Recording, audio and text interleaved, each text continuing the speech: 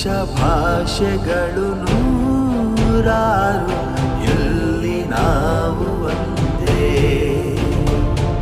ದ್ವೇಷ ಕ್ಲೇಶಗಳ ದೂರ ಮಾಡಿ ಬನ್ನಿ ಎಲ್ಲ ಮುಂದೆ.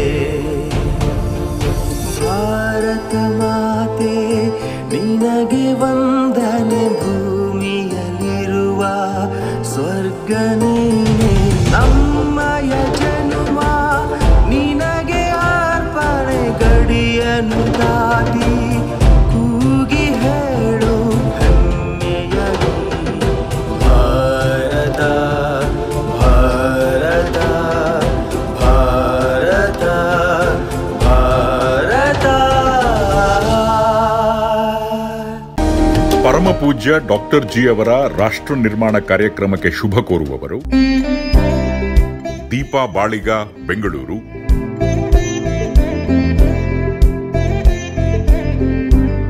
Anush Shetty, Atlanta, USA.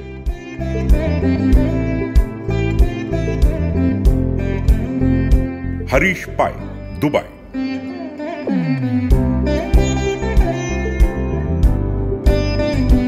ಸಂಧ್ಯಾ ಶೆಟ್ಟಿಗಾರ್, ಅಂಡಮಾನ್.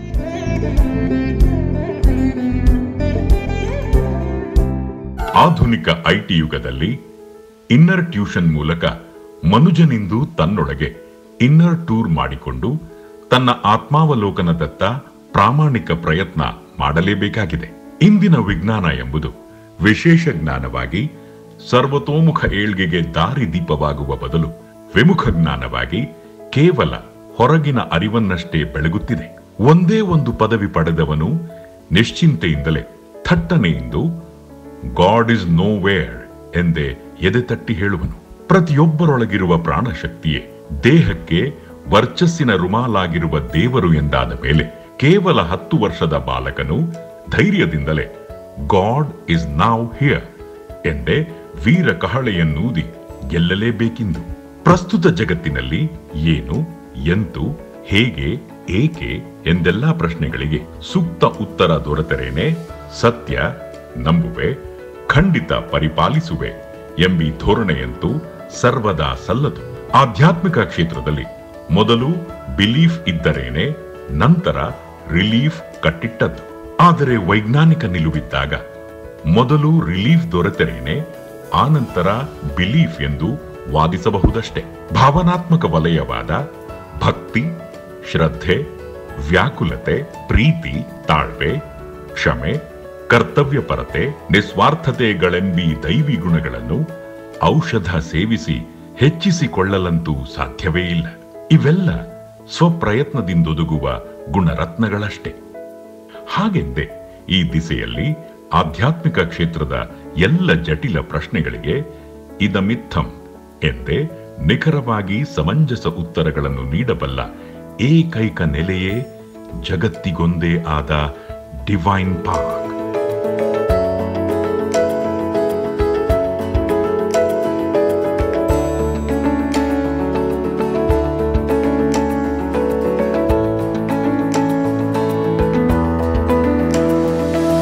ಅಂದಿನ ವೀರ ವೇದಾಂತಿ ಸ್ವಾಮಿ ವಿವೇಕಾನಂದರಿಂದಲೇ ನಿರ್ಮಿಸಲ್ಪಟ್ಟ ಈ ವಿಶಿಷ್ಟ ಆಧ್ಯಾತ್ಮಿಕ ಪ್ರಯೋಗಶಾಲೆಯಲ್ಲಿ ನಾನಾ ಧರ್ಮದ, ನಾನಾ ದೇವರುಗಳ ಭವ್ಯ ನೆಲೆಯೇ ಇದ್ದು ಮಾತನಾಡುವ ದೇವರೆಲ್ಲರ ಪರಮ ಪಾವನ ಏಕೈಕ ತಾಣವಿದಾಗಿದೆ.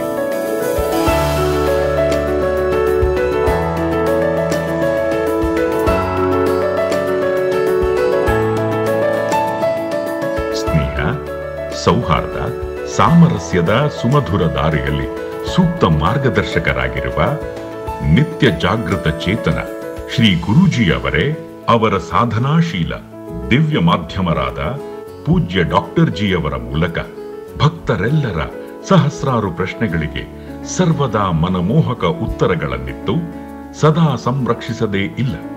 ಬದುಕಿನ ಬವಣೆಗಳ ಹಿನ್ನೆಲೆ ಏನು?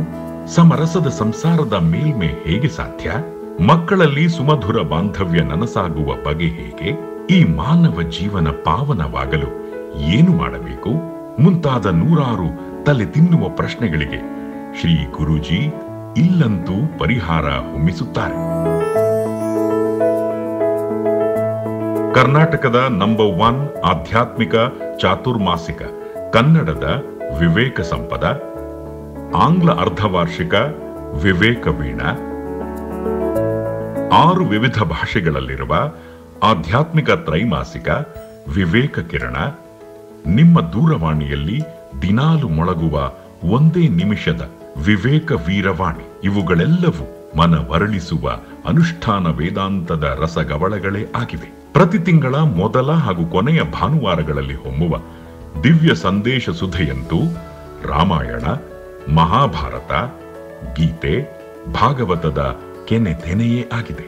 ಜಗತ್ತಿಗೊಂದೇ ಆದ ಅತ್ಯಪರೂಪದ ಈ ಡಿವೈನ್ ಪಾರ್ಕ್ಗೆ ತೆರೆದ ಮನದಿಂದಲೇ ನೀವಂತೂ ಬರಲೇಬೇಕು. ಬೇಗ ಬೇಗನೆ ಬಂದಿಲ್ಲಿ ನೋಡಲೇಬೇಕು. ಮುಂದಿನ ಅರ್ಧ ಗಂಟೆ ಕಾಲ ಸದ್ಭಕ್ತರ ಹಲವಾರು ಪ್ರಶ್ನೆಗಳಿಗೆ ಪೂಜ್ಯ ಡಾಕ್ಟರ್ ಜಿಯವರು ಅವರದೇ ಆದ ವಿಶಿಷ್ಟ ಕಲಾ ಪ್ರತಿಭೆಯಿಂದ ಚೇತೋಹಾರಿಯಾಗಿಯೇ ಹೃನ್ಮನ ಸಿಂಚಕ ಚಿರಸ್ಮರಣೀಯ ಉತ್ತರಗಳನ್ನೇ ನೀಡಿ ಹರಸಲಿದ್ದಾರೆ. ತದೇಕ ಚಿತ್ತರಾಗಿ ಬಂದು ನಿಂದು ಮನದಣಿಯ ಸವಿದು ನೆಮ್ಮದಿಯ ಬೀಡಾಗಿರಿ. ಹೂ ಎನ್ನುವಿರ.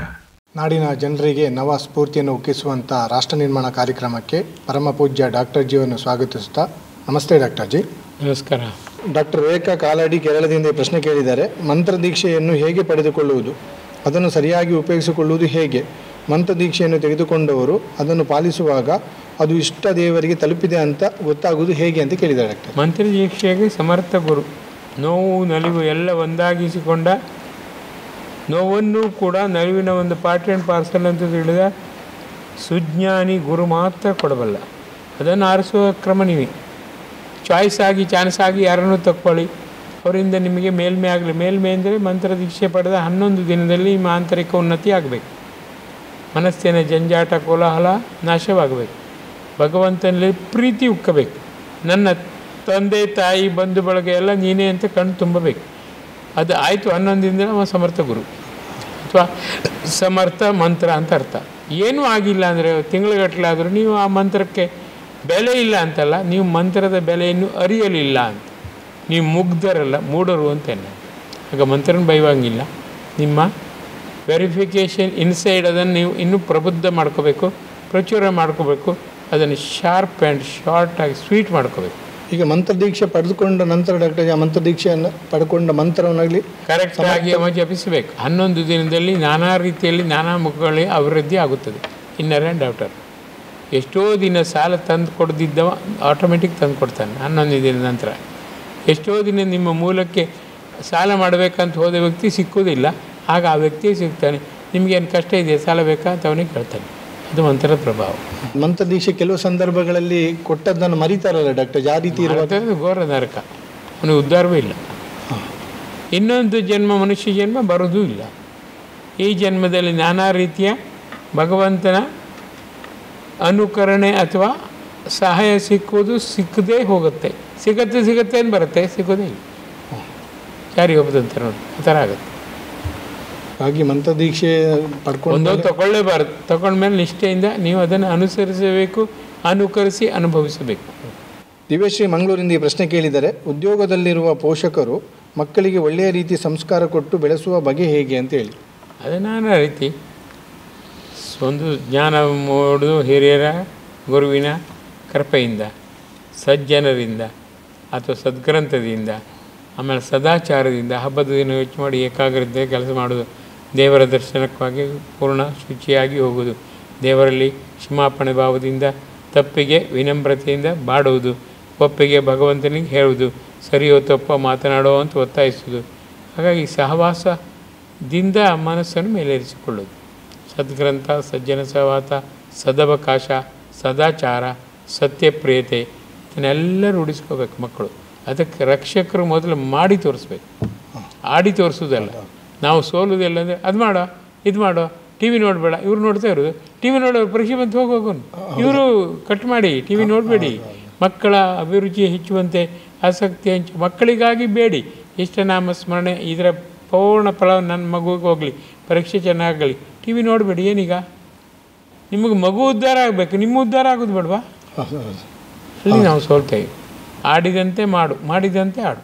ಈಗ ಡಾಕ್ಟರ್ ಜಿ ನಮ್ಮ ಮಕ್ಕಳಿಗೆ ನಾವು ಬೇಡುವುದು ಅದು ಸ್ವಾರ್ಥ ಆಗ್ತದೆ ಡಾಕ್ಟರ್ ಜಿ? ಆಗುತ್ತದೆ. ಆ ಮಗು ಕೊನೆಗೆ ಇತರರನ್ನು ಮೇಲೇರಿಸುತ್ತದೆ. Enlightened self interest. ತಾನು ಮಾತ್ರ ಉದ್ಧಾರ ಆಗೋದಿಲ್ಲ. ನನಗೆ ಅಪ್ಪ ಈ ರೀತಿ ಕೆಲಸ ಮಾಡಿದ್ದಾರೆ, ನಾನು ನಿನಗೆ ನನ್ನ ಅಪ್ಪ ಹೇಳಿಕೊಟ್ಟದ್ದು ಹೇಳ್ತೇನೆ, ಮಾಡೋಣವೇ, ನಾವು ಮೇಲೇರೋಣ. ನೋಡಿ, ಒಗ್ಗಟ್ಟಿಗೆ ಅದು ಸೂತ್ರವಾಗುತ್ತದೆ, ಪಾತ್ರವಾಗುತ್ತದೆ. ಹಾಗೆ doctor G enlightened self interest ಸ್ವಾರ್ಥ. ಎನ್ಲೈಟೆಂಡ್ ಇನ್ನೊಬ್ಬರನ್ನು ಬೆಳಗಿಸುತ್ತದೆ. ಇದು ಪರಮಾದ್ಭುತ ವಿಚಾರ ಡಾಕ್ಟರ್ ಜಿ. ಹೌದು, ಆ ಸ್ವಾರ್ಥ ಯಾವುದು ನಿಸ್ವಾರ್ಥದ ಯಾವುದು ಅಂತ ಹೇಳಿ ಸ್ವಲ್ಪ ಸಣ್ಣ ರೇಖೆ ವ್ಯತ್ಯಾಸ, ಅದನ್ನು ಅರ್ಥ ಮಾಡ್ಕೋಬೇಕು. ಹೌದು ಡಾಕ್ಟರ್ ಜಿ. ನಾವೆಲ್ಲ ಮಾಡುವಂಥ ವಿಚಾರಗಳಲ್ಲಿ ಅವರನ್ನು ನಮ್ಮ ಜೊತೆನೇ ಇಟ್ಕೊಂಡ್ರೆ ಭಾಳ ಸುಲಭ. ಜಪ ಮಾಡುವಾಗಲೂ ತೊಡೆ ಮೇಲೆ ಕೂರಿಸ್ಕೊಳ್ಳಿ, ಹೆಂಡತಿಯನ್ನು ತೊಡೆ ಮೇಲೆ ಕೂರಿಸ್ಕೊಳ್ಳಿ, ಜಪ ಮಾಡಿ. ಏನೀಗ ಅದು ಅನ್ನೋದಂತೆ. ಹೆಂಡತಿ ಪ್ರಾಣಿ ಅಲ್ವಾ ಅವಳು? ಪ್ರಾಣ ಇರೋರೆಲ್ಲ ಪ್ರಾಣಿ. ಆಗ ನಿಮ್ಮ ಸತ್ಕರ್ಮದ ವೈಬ್ರೇಷನ್ ಅವಳಿಗೆ ಬೇಗ ಹೋಗುತ್ತೆ. ಎದುರು ಕೂರಿಸ್ಕೊಂಡ್ರೆ 1%, ಜೊತೆ ಕೂರಿಸ್ಕೊಂಡ್ರೆ 100%. ನಮ್ಮ ಸಾಹಿತ್ಯ, ಧರ್ಮ ಸಾಹಿತ್ಯ ಹೇಳುವುದೇ ಇಲ್ಲ, ಗುರುಜಿ ಮಾತ್ರ ಹೇಳಬಲ್ಲರು. ನಮಗೆ ನಿಮ್ಮ ಮಗನ ಕೂರಿಸ್ಕೊಳ್ಳಿ, ನಿಮ್ಮ ಗಂಡನ ಕೂರಿಸ್ಕೊಳ್ಳಿ ಅಂದ್ಕೊಳ್ಳೋ ನಾಚಿಕೆ ಅಂತ ಮರಿ ಕಟ್ಕೊಂಡದಲ್ವ, ಇಟ್ಕೊಂಡದ್ದು ಅದು. ಅಲ್ಲಿ ನಾಚಿಕೆಗೆ ಮರ್ಯಾದೆಗೆ ಸ್ವಲ್ಪ ದೂರ ಇಡಬೇಕು ನಾವು. ಕೆಲವೊಮ್ಮೆ ನಮ್ಮ ವರ್ತನೆ ಅದು ನಿಜವಾಗಿ ನಾಚಿಕೆ ಅಲ್ಲವೇ ಅಲ್ಲದು, ಅರ್ಹತೆ ಅದು. ಅಂದರೆ ನೀವು ಹೇಳೋದು ನೋಡಿ ಡಾಕ್ಟರ್ ಜಿ, ಎಷ್ಟು ರ್ಯಾಷನಲ್ ಆಗಿ ಇದೆ ಡಾಕ್ಟರ್ ಜಿ. ಆದರೆ ಇದನ್ನು ಕೆಲವರು ಹೊರಗಿನವರು ಕೇಳುವಾಗ ಅನಿಸ್ತದೆ, ಏನು ಈ ಥರ ಹೇಳ್ತಾ ಇದ್ದಾರೆ ಅಂತೇಳಿ ಅನಿಸ್ತದೆ. ಅದಕ್ಕೆ ಅವ್ರು ನಗುವವ್ರು ನಗ್ತಾ ಇರಲಿ, ಟೀಕಿಸೋರು ಟೀಕ್ತಾ ಇರಲಿ, ನೀವು ನಿಮ್ಮಷ್ಟಕ್ಕೆ ವಾಟಿದೆ. ಹೌದು ಡಾಕ್ಟರ್ ಜಿ, ನಾನು ಹೇಳೋದನ್ನೇ. ಮತ್ತೆ ಎಲ್ಲ ನಾನು ಸಂಸಾರದ ಉದಾಹರಣೆ ಹೇಳಿದಾಗ ಬೇಕು ನಿಮ್ಗೆ ಅಂದಾಜಾತು. ಹೌದು, ನೀವು ದೊಡ್ಡದು ಮಹಾಭಾರತ ರಾಮಾಯಣದ ಕಾಲದ್ದು ಹೇಳಿದ್ರೆ ಅಂದಾಜೇ ಆಗೋದಿಲ್ಲ. ಈಗ ನೋಡಿ, ನಿಮ್ಮ ಹೆಂಡ್ತಿ ನೀವು ಪ್ರೀತಿಯಿಂದ ಬಾಯಿಗೆ ಹಾಕ್ತೀರಿ, ಮದುವೆ ದಿನ ನಾವು ಹಾಕೋದಿಲ್ವಾ? ಹೌದು, ಪ್ರತಿದಿನ ಹಾಕಿ ತಪ್ಪೇನು? ಹೌದು, ಪ್ರೀತಿಯಿಂದ ಹಾಕಿ. ನಿಮಗೇನಾದ್ರು ಸತ್ಕರ್ಮ ಇದ್ದರೆ ಅವಳು ಬಾಯಿಗೆ ಹಾಕಿದ್ದು ಬೇಗ ಜೀರ್ಣ ಆಗೋದು, ನಿಮಗೆ ಒಳ್ಳೇದೈತಲ್ಲ, ಡಾಕ್ಟ್ರಿಗೆ ಕೊಡೋ ದುಡ್ಡು ಉಳಿತಲ್ಲ. ಯಾಕೆ ಆ ಥರ ಯೋಚನೆ ಮಾಡಬಾರ್ದು ನೀವು? ಬರೀ ಕಾಮುಕ ದೃಷ್ಟಿಯಿಂದ ಯಾಕೆ ನೋಡ್ಬೇಕು? ನಾನು ಚಿಕ್ಕಂದಿನಿಂದ ನಮ್ಮ ತಂದೆ ತಾಯಿಗೂ ಬೈತಿದ್ದೆ. ನಮ್ಮ ಅಪ್ಪ ಎಲ್ಲರೂ ಹೋಗುವಾಗ ನಮ್ಮ ಅಮ್ಮ ಒಂದು ಪರ್ಲಂಗೆ ಹಿಂದೆ, ಇವ್ರು ದೊಡ್ಡ ಜನ ಆಗಿ ಹೋಗೋದು. ನಾನು ಅಪ್ಪ ನಿಲ್ಲಿಸಿ ಕೈ ಹಿಡ್ಕೊಂಡು ಹೋಗಿ ಅಂತಿದ್ದೆ. ಚೀತು ಅಂದರೆ ಚೀತು ಅಂತ ಮದುವೆದ್ದು ಖಾತ್ರಿಯಾಗಿ ಗೊತ್ತಿರುವುದೇ ಹೋದರೆ ಎಲ್ಲರಿಗೂ ತೋರಿಸಿ, ನೀವು ಹೆಂಡತಿ ಕೈ ಹಿಡಿದದ್ದು ಹೌದಂತ. ಏನೀಗ 9 ವರ್ಷದ ಮಗುವಾಗಿ ನಾನು ಐತಿಗೆ ಮಾತಾಡ್ತಿದ್ದೆ. ನಾನು ಅದಕ್ಕೆ ನಾನು ಹೆಂಡತಿ ಕೈ ಹಿಡ್ಕೊಂಡೇ ಹೋಗೋದು. ಏನು ಬೇಕಾದ್ರೆ ಹೇಳಿ, ಖುಷಿ ಪಟ್ಟರೆ ಖುಷಿ ಪಡಲಿ, ಅವ್ರಿಗೆ ಸ್ವಲ್ಪ ಖುಷಿಗೆ ಬೇರೆ ಯಾವ ಸಿಕ್ಕಿದ್ರೆ ಇದಾರು ನೋಡಿ ಖುಷಿ ಪಡಲಿ. ಹೇಗಿದೆ ಅದು ನಿಮ್ಮ ಆಲೋಚನೆ ನೋಡಿ ಡಾಕ್ಟರ್. ನಿಮ್ಮ ತಂದೆಯವರಿಗೆ ಆ ಸಂದರ್ಭದಲ್ಲಿ ನೀವು ಒಂದು 9ನೇ ಕ್ಲಾಸ್ ಹುಡುಗನಾಗಿರುವಾಗ ನೀವು ಅದನ್ನು ಹೇಳಬೇಕಾದ್ರೆ ಖಂಡಿತ. ಮತ್ತು ಸತ್ಯ ವಿಚಾರ ನಂದೇನು ಪ್ರಾಮಾಣಿಕ ನಿಲುವು ಮರ್ರಿ, ಅಲ್ಲ ಒಂಚೂರು ಸಹ ಅಶುದ್ಧತೆ ಇಲ್ಲವೇ ಇಲ್ಲ. ಪೂರ್ತಿ ಹುಡುಕಿದ್ರೆ ಕನ್ನಡಿಯಂತೆ ಸ್ವಚ್ಛ, ಹಾಲಿನಂತೆ ಬೆಳ್ಳಂ ಬೆಳಕು, ಅಲ್ಲಿ ಮತ್ತು ಯಾವುದೂ ದೋಷವೇ ಇಲ್ಲ. ಮತ್ತು ಪಾಪ ನಮ್ಮ ಅಮ್ಮ ಈಗ ಹಿಂದೆ ಬಂದರೆ ಯಾವ್ದಾರು ನಾಯಿ ಕಚ್ಚಿದ್ರೆ, ಯಾವ್ದಾರು ಲಾರಿ ಬಂದು ಆಕ್ಸಿಡೆಂಟ್ ಆಗಿ ಸತ್ತೋದ್ರೆ ಅಪ್ಪ ಮುಂದೆ ಹೋಗಿದ್ದಾರೆ. ಅವ್ರು ನೋಡುವಾಗ ಇಲ್ಲ ಅಮ್ಮನ ಹೆಣ. ಹಾಗಾದರೆ ಆ 9 ವರ್ಷದ ಮಗುವಿನ ತಲೆ ನೋಡಿ ಹೆಂಗಿದೆ, ಯೋಚನೆ ಮೆಚ್ಚೋದು ಬೇಡವಾ ಇದನ್ನೆಲ್ಲ? ಹೌದು, ಹಿಂದಿನ ಕಟ್ಟುಕಟ್ಟರೆಲ್ಲ ನೋಡಿ. ಮನೆಯಲ್ಲಿ ಒಂಚೂರು ಮನೇಲಿ ಕೆಲಸಕ್ಕೆ ಬೇಕು, ಹೊರಗೆ ಹೋಗುವಾಗ ಅವಳು ದೂರ, ನಾನು ಮುಂದೆ, ನಾನೊಂದು ಜನ. ಅದನ್ನು ನಾವು ಬೆಳೆಸ್ಕೊಂಡು ಯುಗಾಂತರದಿಂದ ಬಂದಿದ್ದೀವಿ. ಅದೇ ತಪ್ಪು. ಹಿಂದೂ ಧರ್ಮದಲ್ಲಿ ಮೆಚ್ಚಿದಂತ ಅದು ಅತಿ ಗೌರವ ಅಂದರೆ ದೂರ ಇಡೋದು ಅತಿ ಗೌರವ, ಅದು ಪದ್ಧತನ. ಅದು ನಿಜವಾಗ್ಲಿ ಎಷ್ಟು ರ್ಯಾಷನಲ್ ವಿಚಾರಗಳು ಡಾಕ್ಟರ್. ನಿಜವಾಗ್ಲಿ ನಂಗೆ ವ್ಯಥೆ ಏನು ಗೊತ್ತಾ, ಯಾರು ನನ್ನ ಪಾರ್ಟಿಗೆ ಇಲ್ಲ ಅಂಬೋದೇ ವ್ಯಥೆ. ಅದ್ರಲ್ಲಿ ಏನು ಮೆಚ್ಚಿದಂಥ ಯಾವ ಒಂದು ಶೋಷಣೆ ಆಗಲಿ ಅಥವಾ ಎಂಥ ಶುದ್ಧ ಭಾವನೆ ಆಗಲಿ ಅಶುದ್ಧತೆ ಆಗಲಿ ಇಲ್ಲವೇ ಇಲ್ಲ. ಈ ಭಾವನೆಯಲ್ಲಿ ಉಂಟಾ? ಅದು ಇಲ್ಲ ಡಾಕ್ಟರ್. ಯಾವುದು ಎಲ್ಲರನ್ನೂ ರಕ್ಷಿಸಬೇಕು, ಜೊತೆಗಾಗಿ ಕಾಪಾಡಬೇಕು, ಪೋಷಿಸಬೇಕು. ಎಂಥ ಒಳ್ಳೆ ತನ್ಮೈತೆ ನೋಡಿ, ಅದಕ್ಕೊಂದು ಬೆಲೆಯೇ ಇಲ್ಲ. ಈಗ ಬಿಡಿ, ಅವರು ಹೆಣ್ಣೆ ಮುಂದೆ ಹೋಗ್ತಾಳೆ, ಗಂಡನ ನೆಗ್ಲೆಕ್ಟ್ ಮಾಡ್ತಾಳೆ, ಅದು ಕತೆ ಬಿಡಿ. ಹೌದು ಡಾಕ್ಟರ್. ನಾನು ಕೇಳೋದು, ಒಲಿದರೆ ನಾರಿ ಮುನಿದರೆ ಮಾರಿ ಬಾಂಬೆ ಒಳಗೆ ಓಡ್ತಾಳೆ ಅವರು, ಇವ ಇಲ್ಲಿ ಒದ್ದಾಡಬೇಕು. ಹೌದು. ಆದರೆ ಡಾಕ್ಟರ್ ಜಿ, ನಿಜವಾಗಿ ನೀವು ಹೇಳುವ ಈ ವಿಚಾರಗಳು ಎಷ್ಟು ಚೆನ್ನಾಗಿ ಒಗ್ಗಟ್ಟು, ಸಾಮರಸ್ಯ, ನಲಿವು ಬರಲಿಕ್ಕೆ ಒಂದು ಕಾರಣ ಆಗ್ತದೆ ಅಂದರೆ ಡೈವರ್ಸ್ಗಳ ಸಂಖ್ಯೆ ನಿಜವಾಗ್ಲೂ ಆಗ್ಲಿಕ್ಕೆ ಸಾಧ್ಯನೇ ಇಲ್ಲ. ಒಂದೇ ಒಂದು ಡೈವರ್ಸ್ ಇಲ್ವೇ ಇಲ್ಲ. ಅದು ಮೊದಲು ಲವ್ ಇಲ್ಲ, ಎಲ್ಲ ಮದುವೆ ಆದಮೇಲೆ ಲವ್. ಯೋಚನೆ ಮಾಡಿ. ಈಗ ಎಷ್ಟು ವರ್ಷ, 10 ವರ್ಷದಿಂದ ಲವ್ ಮಾಡ್ತಾನೆ, ಮದುವೆ 1 ತಿಂಗಳಲ್ಲಿ ಡೈವರ್ಸ್. ಇಂಥದ್ದು 100 ಕೇಸ್ ನಂಗೆ ಬಂದಿದೆ. ಸರ್ ಲವ್ ಮಾಡೋದು ಸುಲಭ ಸರ್, ಮದುವೆ ಆದಮೇಲೆ ಪೋಷಿಸೋದು ಪಾಲಿಸೋದು ಕಷ್ಟ ಸರ್ ಅಂತ ಅವನೇ. ಅವ MA PhD ಬೇರೆ, ಏನು ಪ್ರಯೋಜನ? ಭಾವನಾತ್ಮಕ ವಲಯ ಏನೂ ಇಲ್ಲ, ಬರೀ ಮೆಕ್ಯಾನಿಕಲ್. ನಿಮ್ಮ ಈ ಒಂದೊಂದು ವಿಚಾರಗಳು ನಿಜವಾಗಿಯೂ ಒಂದು ರೋಮಾಂಚನ ಡಾಕ್ಟರ್ ಅಜ್ಜಿ. ಮತ್ತು ಜನರಿಗೆಲ್ಲರಿಗೂ ಒಂದು ಅಲ್ಲ, ಭಗವಂತನ ಹತ್ರ ಯಾರು ಮಾತಾಡ್ತಾರೋ, ಈವನ್ ಸೈಕಲಾಜಿಸ್ಟ್ ಕೂಡ ಅಂತ ಸ್ವಾಮಿಗಳು ಅಥವಾ ಶ್ರೇಷ್ಠ ವ್ಯಕ್ತಿ ಕಾಲಿಗೆ ಬಿದ್ದು ಕೇಳಬೇಕು. ಭಗವಂತ ಟೂ ನ್ಯಾಚುರಲ್ ಮರ್ರೆ, ಟೂ ಸಿಂಪಲ್, ಟೂ ಶಾರ್ಪ್, ಅವನ ಹತ್ರ ಒಂದು ದಾರಿ ಕೇಳ್ಬೋದಲ್ಲ. ಅವ ಸೈಕಾಲಜಿ MA PhD ಅದು ಕೇಳ್ಬೋದಲ್ಲ. ಭಗವಂತನ ದಾರಿ ಏನಂತ ಕೇಳ್ಬೋದಲ್ಲ. ಮರ್ಯಾದೆ ಹೋಗೋದು ಯಾರೀಗ? ಯಾರದ್ದು ಅಲ್ಲ, ಜನತೆಯ ಉದ್ಧಾರಕ್ಕಾಗಿ ತಾನೇ ಇದು. ಹೌದು. ಅದ್ರಲ್ಲಿ ಮರ್ಯಾದೆ ಅಂತ ಪ್ರಶ್ನೆ. ನಾವು ಸೈಕಾಲಜಿಸ್ಟ್, ನಮಗೆ ಸುಪ್ರೀಂ, ಮತ್ತು ಯಾರದ್ದು ಕೇಳುತ್ತೀರಾ ಇಲ್ಲ, ಅಹಂಕಾರದ ಮತ್ತೇನೂ ಅಲ್ಲ ಅದು. ಅವ್ರದ್ದೆಲ್ಲೋ ಒಂದು ಕಡೆ ನಿಂತಿರ್ತದೆ ಡಾಕ್ಟರ್ ಜಿ, ಅದಕ್ಕೆ ಕೇಳಿದ್ರೆ ಇದು ಹರಿಯುವ ನೀರು, ಅವ್ರದ್ದು ನಿಂತ ನೀರು, ವ್ಯತ್ಯಾಸ ಅಷ್ಟೇ. ಅವ್ರು ದೇವರಂದ್ರೆ ನಮ್ದಿದ್ದವ್ರು ದೇವರ ಜ್ಞಾನ ನಂಬ್ತಾರ. ಹೌದೌದು. ಆ ಸ್ಥಿತಿನ ಅಧೋಗತಿಗೆ ಬಂದಿದೆ ನಮ್ಮ ಸಮಾಜ. ಈಗ ಏನು ಮಾಡೋದು, ಏನು ಮಾಡುವಂಗ. ಆದರೆ ಅದು ಒಟ್ಟಿಗೆ ಸೇರಿ ಕೆಲಸ ಮಾಡುವಾಗ ಆದರೆ ಎಷ್ಟು ಚೆನ್ನಾಗಾಗ್ತದೆ. ಟೂ ಶಾರ್ಪ್ ಹಂಗೆ ಟೂ ಗ್ರ್ಯಾಂಡ್ ಆಗತ್ತೆ, ಯಾಕೆ ಗೊತ್ತಾ? ಅದ್ರ ಕಥೆಯೇ ಬೇರೆ. ಪ್ರತಿ ಬರುವ ಒಂದು ರೋಗಿಯೂ ಸಹ ಸಕ್ಸಸ್ಫುಲಿ ಆಗಿ ಚೆನ್ನಾಗಿ ನಲಿತ ಕುಣಿತ ಹೋಗ್ತಾನೆ. ಅದು ಡಿವೈನ್ ಪಾರ್ಕಿನ ಮಹಿಮೆ ಇದೆ, ಆಧ್ಯಾತ್ಮಿಕ ಇದೆ, ಸೈಂಟಿಫಿಕ್ ಸಾರ್ವಜನಿಕ ನೆಲೆಗೆ ಬೇಕಾದ ವೈಜ್ಞಾನಿಕವೂ ಇದೆ ಇಲ್ಲಿ ಅಷ್ಟೇ.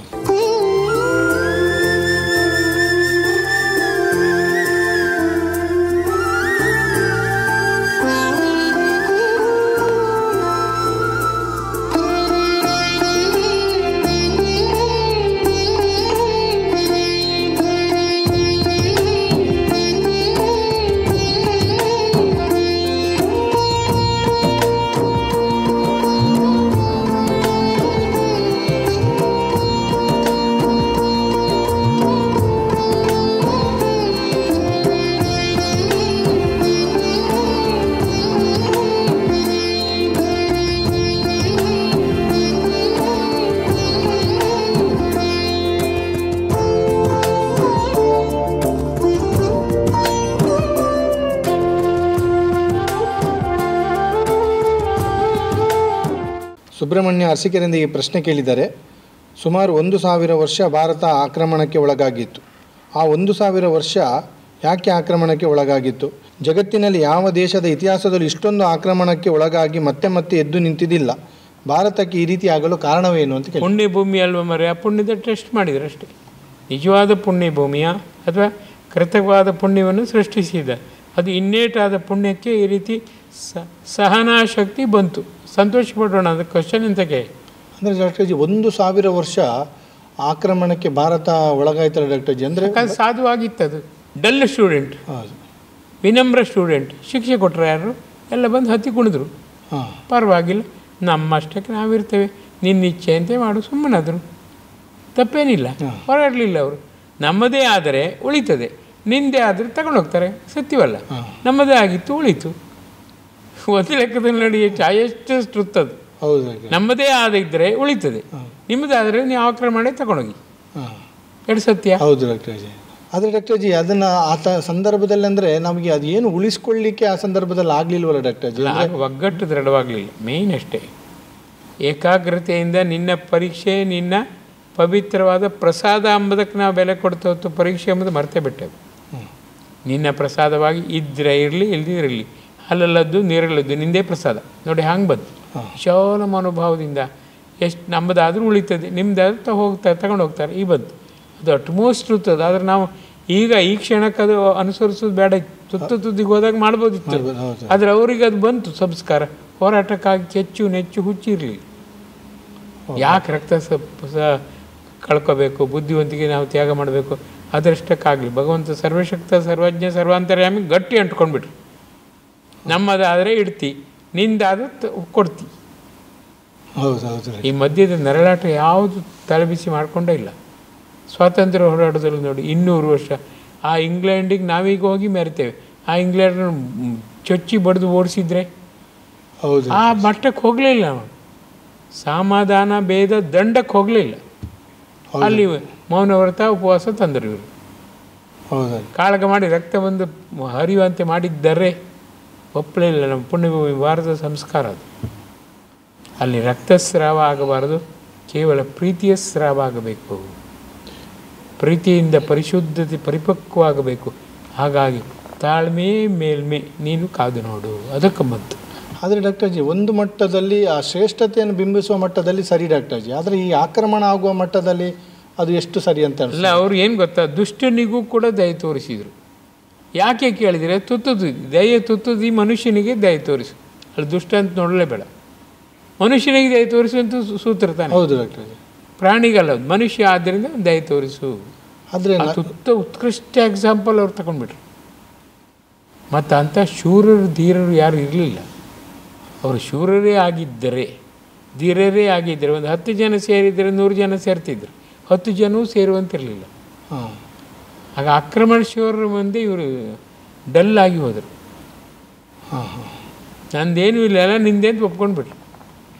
ರಕ್ತದಾಹ ಮಾತ್ರ ಆಗಲಿಲ್ಲ, ಭಕ್ತಿ ದಾಹದಲ್ಲಿ ಭಗವಂತನ ಕರೆಯುವಷ್ಟು ಮಟ್ಟಿಗೆ ಅವ್ರಿಗೆ ಭಕ್ತಿಯೂ ಇಲ್ಲ. ಅಲ್ಲೂ ಇಲ್ಲ ಇಲ್ಲೂ ಇಲ್ಲ ಆದರು ಅವರಷ್ಟು. ಅಲ್ಲೂ ಇಲ್ಲ ಇಲ್ಲೂ ಇಲ್ಲ ಅವರು ಆದ್ದು ಹಾಗೆ ತೀವ್ರ ಭಕ್ತಿಯಿಂದ ಇದ್ದಿದ್ದರೆ ಭಗವಂತ ಬಂದು ಕೃಪೆ ಹರಿಸ್ತಿದ್ದ. ಭರ್ತಿಯೂ ಕೂಡ 100%ಗೆ 90 ಆಯಿತು, ಶಕ್ತಿಗೆ 70 ಆಯಿತು, ಯುಕ್ತಿಗೆ 60 ಆಯಿತು, ವಿರಕ್ತಿಗೆ 10 ಆಯಿತು. 100% ಆಗಲಿಲ್ಲ.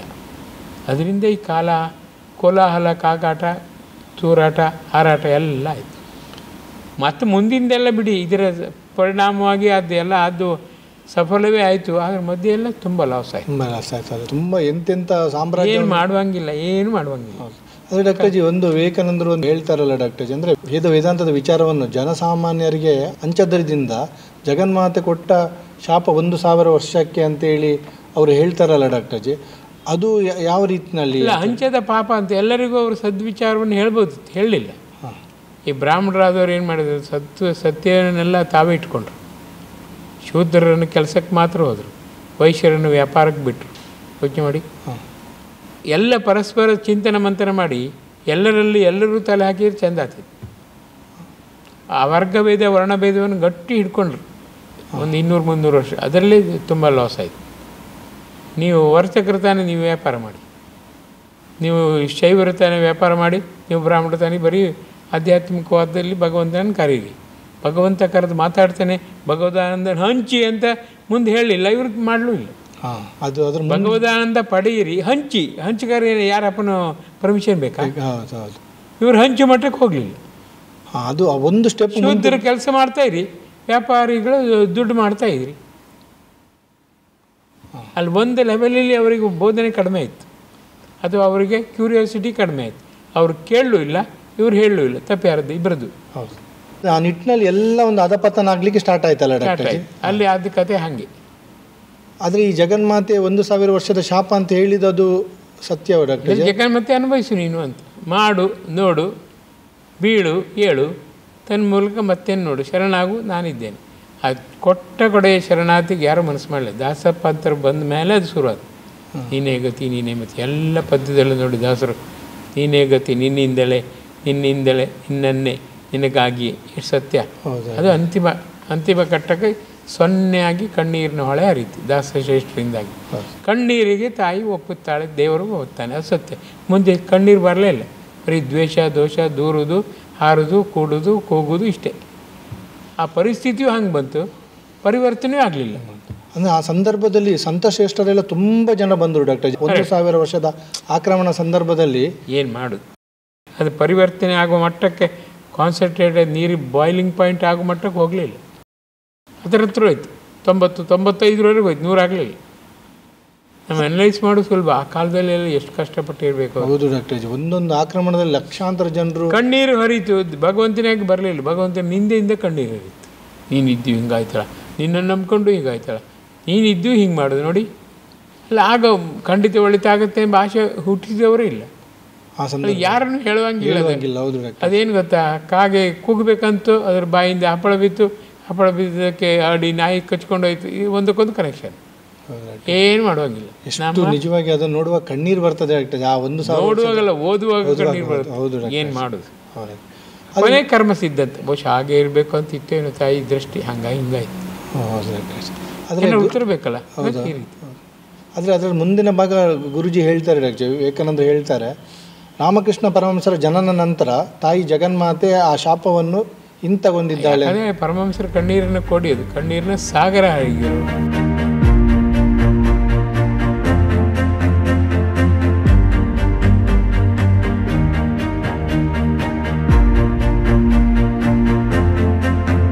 ತಾಯಿಗೆ ಕರುಣೆ ಬಂತು. ಯಾಕಂದರೆ ಇಂಥ ಸಾಗರವನ್ನು ನಾನು ಉಂಟು ಮಾಡಿದ್ನಲ್ಲ ಪಾಪ, ನನಗೆ ಅಂತಕ್ಕೆ ನಾನಿನ್ನು ಹರಿಸುತ್ತೇನೆ, ಹಾರಿಸುತ್ತೇನೆ, ಆನಂದ ಹೊರಿಸುತ್ತೇನೆ. ಎಷ್ಟು ಸತ್ಯ. ಹೌದು. ತಣ್ಣಗಾಗಿಬಿಟ್ಲೆ ಅವಳು. ಪರಮಹಂಸರ ಭಕ್ತಿಯ ಆ ಹೋಗಕ್ಕೆ ತಾಯಿ ತನ್ನ ಕೊರದ ಸೊನ್ನೆ ಮಾಡಿದ್ದೆ ಅಲ್ಲದೆ ಶಾಂತಿ ಸಮಾಧಾನದ ಇನ್ನೊಂದು ಸಾಗರವನ್ನು ಮಾಡಿದೆ.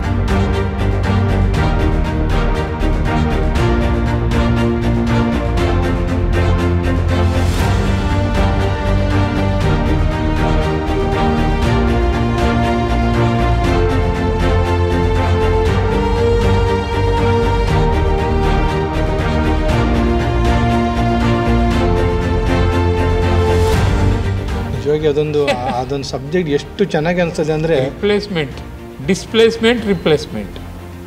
ಗುರು ಮಹಾರಾಜರ ಒಂದು ನಿಜವಾಗಿ ನಮ್ಗೆ ಎನಿಸೋದು ಆ 1000 ವರ್ಷದ ಆಕ್ರಮಣ ಎಣಿಸಿ ಈ ಗುರು ಮಹಾರಾಜರ ಆ ಕಣ್ಣಿನ ಪ್ರಾರ್ಥನೆಯಿಂದ ಅದು ನಿಲ್ತು ಅಂತ ಹೇಳುವಾಗ ಡಾಕ್ಟರ್ ಜಿ ಅದು ಎಂಥ ಒಂದು ಶ್ರೇಷ್ಠ ಅಷ್ಟಾರು ಆಯ್ತಲ್ಲ ಅಂತ ಹಿಂದಿಂದೆಲ್ಲ ಮರ್ತೇವೆ ಹೊತ್ಕೊಂಡು ಆ ಹೋರಾಟ ಎಲ್ಲ ಮರ್ತೇವೆ. ಈಗ ಸುಖ ಆಯ್ತಲ್ಲ, ಹಿಂದಿನ ಕಷ್ಟ ಬೇಡ. ರಾಜ್ಯ ಪರಮಾದ್ಭುತ ಮಾತ್ರ. ಹೌದು ಡಾಕ್ಟರ್ ಜಿ. ಆದರೆ ಅದ್ರ ನಂತರ ನೋಡಿ ಡಾಕ್ಟರ್ ಜಿ, ಗುರುಜಿ ಹೇಳುವುದು ಗುರು ಮಹಾರಾಜರು ಬಂದದ್ದು ಅದ್ರ ನಂತರದ ಆ ಭಾರತದ ಬೆಳವಣಿಗೆ ನೋಡಿ ಡಾಕ್ಟರ್. ಸ್ವಾತಂತ್ರ್ಯ ಸಿಕ್ತು, ಈಗ ಅವ್ರು ಗಾಳಿಲಿ ಒಂದಾಗಿದ್ದಾರಲ್ಲ, ಈಗ ಅವ್ರ ಮೇಲೆ ಇದೆ, ಇಡೀ ದೇಶವೇ ಇದೆ. ಹೌದು.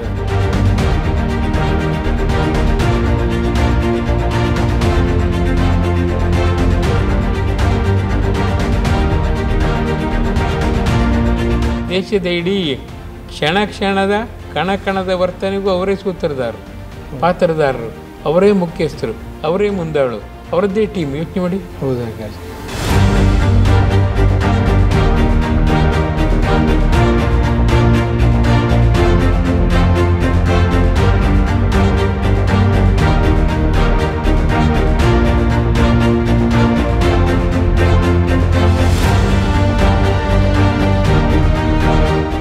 ಅಂದರೆ ಮತ್ತೆ ಎಲ್ಲ ಪ್ರಯಾಣ ಸಲೀಸಾಯ್ತಲ್ಲ ಡಾಕ್ಟರ್ ಜಿ, ಗುರು ಮಹಾರಾಜರ ಆ ಒಂದು ತಪಸ್ಸಿನ ಫಲದಿಂದ ಖಂಡಿತ ಎಲ್ಲ ಪ್ರಯಾಣ ಸಲೀಸಾಯ್ತಂತ ಅನಿಸ್ತದೆ doctor G. Thanks doctor G. ಈ ನಿಟ್ಟಿನಲ್ಲಿ ನಿಜವಾಗಿಯೂ ಕೆಲವೊಂದೆಲ್ಲ ಡೈವಿಂಗ್ ಡೀಪ್ ಆದಷ್ಟು ಹೆಚ್ಚು ಜ್ಞಾನ. ಹೌದು ಡಾಕ್ಟರ್ ಜಿ, ಇದು